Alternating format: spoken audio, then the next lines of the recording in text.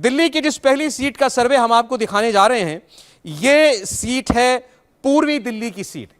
आप जानते हैं कि दिल्ली के अंदर पिछले 2 चुनावों में यानी 2014 और 2019 का चुनाव क्लीन स्वीप किया था भारतीय जनता पार्टी ने। लेकिन इस बार हम जो सीट आज देख रहे हैं, इस पर आम आदमी पार्टी या कांग्रेस, क्योंकि दिल्ली में उन दोनों का समझौता है, सीटों का बंटवारा हुआ है, 4 सीट आम आदमी पार्टी, 3 सीट कांग्रेस पार्टी लड़ रही है।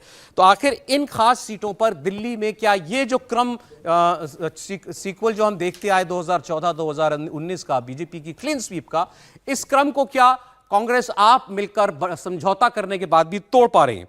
तो आइए पूर्वी दिल्ली से हम लोग शुरुआत करते हैं। पूर्वी दिल्ली की वीआईपी सीट में पहली सीट आपके सामने आ रही है, पूर्वी दिल्ली ईस्ट दिल्ली। ईस्ट दिल्ली की सीट पर आपको बता दें, हर्ष मल्होत्रा आम आदमी पार्टी से इस बार चुनाव, माफ कीजिएगा, भारतीय जनता पार्टी से चुनाव लड़ रहे हैं और आम आदमी पार्टी ने उतारा है अपने विधायक कुलदीप कुमार को। तेज तर्रार नेता हैं कुलदीप कुमार। हर्ष मल्होत्रा ने गौतम गंभीर की जगह ली है। जाने माने क्रिकेटर गौतम गंभीर 2019 का चुनाव यहां से लड़े थे और पूर्वी दिल्ली के इस लड़ाई में, इस टक्कर में भारतीय जनता पार्टी लगातार तीसरा चुनाव जीत सकती है। यह हमारा इंडिया टीवी का और सीएनएक्स का सर्वे बता रहा है। भावेश, हर्ष मल्होत्रा बनाम कुलदीप कुमार। देखिए, हर्ष मल्होत्रा बीजेपी की स्टेट यूनिट जो है उसके जनरल सेक्रेटरी है। बहुत कद्दावर नेता माना, बहुत ग्रास रूट लेवल के। बीजेपी ने इस बार बहुत ही स्मार्टली प्ले किया कि उन्होंने बड़े बड़े जो फेस होते थे उनको हटा के वो जो स्टेट लीडरशिप को मौका दिया। लगभग सारों सीटों पे आप देखेंगे तो जो दिल्ली यूनिट के लिए उनके लिए काम कर रहे थे उनको दिया। उसमें हर्ष मल्होत्रा पहले ईस्ट दिल्ली के मेयर हुआ करते थे, उन्होंने बहुत अच्छा काम किया था जिसके वजह से उनको ये प्राइज दिया गया। पहले ही आपको पता है कि गौतम गंभीर भी हालांकि वहाँ पे अच्छा काम कर रहे थे, पर चूंकि उनका स्टेट यूनिट ऑफ जो उस ईस्ट दिल्ली के थे उनके साथ बहुत ज्यादा इंटरेक्शन था नहीं, तो उनका वहाँ पे विरोध हो रहा था। पॉलिटिकल पर्सन शायद बन ही नहीं पाए थे। बिल्कुल, वो हालांकि काम अच्छा करे, इसमें नो डाउट, उनके बारे में फीडबैक लगातार अच्छा मिल रहा था। लेकिन चूंकि वो स्टेट जो यूनिट है वहां पे, जो डिस्ट्रिक्ट जो बीजेपी के वहां पे, उनके साथ उनका इंटरेक्शन नहीं था, तो वो नेता नहीं बन पाए, बीजेपी के साथ घुल मिल पाए। हर्ष स्टेट यूनिट के जनरल सेक्रेटरी है, इसलिए बीजेपी और हर्ष मल्होत्रा चुनाव जीतेंगे, आप ये प्रेडिक्ट कर रहे हैं सर? कोई बड़ी मुश्किल नहीं है उनके लिए। हर्षवर्धन जी? नहीं, इसमें बहुत कोई संदेह नहीं दिखता। हालांकि एक बात मैं कहूंगा कि आम आदमी पार्टी ने भी यहाँ प्रत्याशी का चयन बहुत अच्छा किया है। कुलदीप कुमार बड़े जुझारू नेता हैं, विधायक हैं और वो अपनी कम्युनिटी और अपने हम्बल बैकग्राउंड को भी अक्सर इसको कहते हैं ना कि एक बैज की तरह वो पेश करते हैं। और अभी हाल में उन्होंने बताया कि उनके पिता अभी भी जो काम करते थे वही काम करते चले आ रहे हैं, तो एक तरह से वो अपने बैकग्राउंड को लेकर।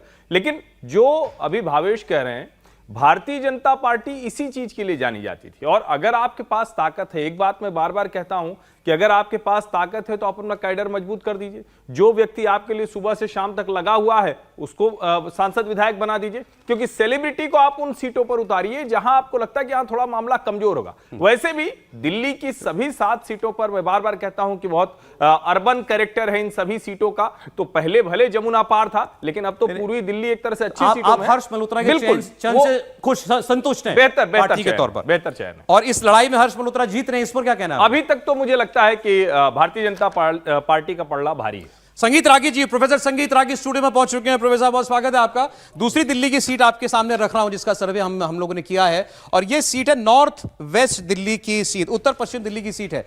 बीजेपी ने योगेंद्र चंदौलिया को उतारा है इस सीट से। योगेंद्र चंदौलिया उत्तरी दिल्ली नगर निगम के मेयर रहे हैं। जैसे इससे पहले आपने देखा हर्ष मल्होत्रा, वो भी इसी बैकग्राउंड से आए थे। हंसराज हंस की जगह इस बार भारतीय जनता पार्टी ने इनको उतारा और इनके पास भी संगठन में काम करने का मौका है। और इनकी टक्कर किसके सामने होने वाली है अभी ये जो है तय नहीं हो पाया है। योगेंद्र चंदौलिया भारतीय जनता पार्टी से चुनाव लड़ रहे हैं और इस सर्वे के अंदर माना जा रहा है कि भारतीय जनता पार्टी ये सीट निकाल लेगी। योगेंद्र चंदौलिया का वैसे तो छोटी सी पृष्ठभूमि जो मैंने आपको बताई है। प्रोफेसर साहब, देखिए, योगेंद्र चंदौलिया जैसे हर्ष मल्होत्रा जी के लिए कहा, मैं कहूँगा कि योगेंद्र चंदौलिया जो है ग्रास रूट के वर्कर माने जाते हैं और राष्ट्रीय स्वयंसेवक संघ से इनका बहुत गहरा लगाव है। शाखा के ये से निकले हुए हैं और बहुत जमीन पर ये शायद सबसे अहम क्वालिफिकेशन है इनकी। नहीं, इसे अहम क्वालिफिकेशन नहीं, लेकिन एक क्वालिफिकेशन ये हो जाता है कि संघ के साथ जुड़ने से एक फ़ायदा ये होता है कि आप उनके कार्यकर्ताओं तक आपको कई ऐसी रचनात्मक गतिविधियां सालों भर चलती रहती हैं। सो आप कार्यकर्ताओं के बीच में आपकी पहचान पहले से बनी हुई रहती है। जैसे गौतम गंभीर को आप बाहर से उतार देते हैं तो वो ऊपर से टपका पैराशूटेड कैंडिडेट होते हैं, वैसे ही हंसराज हंस जो है वो बाहर से उनके दोनों आपको पैराशूटेड लगते थे? मैं कह सकता हूँ, मैं बहुत खुल करके मैं कह सकता हूँ कि ये दोनों पैराशूटेड थे और वो कभी भी तारतम्य नहीं बना पाए कार्यकर्ताओं के साथ, मिक्स नहीं कर पाए कार्यकर्ताओं के साथ। ठीक है, उन्होंने गौतम गंभीर ने बहुत सारी चीजें चलाई, खासकर से भोजनालय वगैरह जिसके बारे में इन्होंने जिक्र किया है, तो ये कुछ वैसा ही है जैसे हम आप मेरे पास पैसे हैं, अंबानी है तो हमने एक खोल दिया और उससे आपको लाभ फायदे हो रहे हैं। कोई भी पार्टी अगर लेकिन किसी पॉलिटिकल वर्कर को उतारती है तो वो ठीक है। मुझे ऐसा लगता है कि नरेंद्र मोदी यही कर रहे हैं। आप देखेंगे कि उड़ीसा में एक व्यक्ति जो 20 साल से काम कर रहा है, ग्रासरूट लेवल पे काम कर रहा है, वो एकाएक कहीं नहीं है, तब एकाएक जो है वो आ जाता है कि वो कैंडिडेट सीटें बहुत सारी हैं, जल्दी जल्दी बढ़ना पड़ेगा आगे। नहीं, मैं वही कह रहा हूं कि ये सिर्फ आपको उड़ीसा में नहीं देखने को मिलेगा, ये आपको कर्नाटक में देखने को मिल रहा है।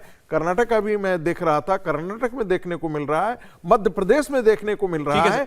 जो कल तक माना जाता था कि ये जो पॉलिटिक्स है वो बड़े एक पारिवारिक और खानदानी लोगों की ये जो जमीन है, बस उतना ही है, से जुड़े लोग वो मुझे लगता है। अरे दिल्ली की दो खास सीटों की बात हमने की है, लेकिन दिल्ली की सातों सीटों सर्वे जो है वो भावेश आपको बताएंगे इस बार तीसरी बार भी बीजेपी जीतने जा रही है आपके सर्वे के मुताबिक। बिल्कुल, यहाँ पे कोई प्रॉब्लम नहीं है बीजेपी के लिए। वैसे जैसे हर्षवर्धन जी ने कहा, एक कॉस्मोपॉलिटन सिटी है, यहाँ पे जो है जितने भी वोटर्स है वो प्राइम मिनिस्टर बनाने के लिए वोट दें। जैसे 2004-2009 में भी यदि कांग्रेस सत्ता में थी तो कांग्रेस के लिए उन्होंने यहाँ पे वोट किया गया था। तो यहाँ पे बीजेपी के लिए बहुत ज्यादा प्रॉब्लम नहीं, क्योंकि मोमेंटम बीजेपी के साथ है।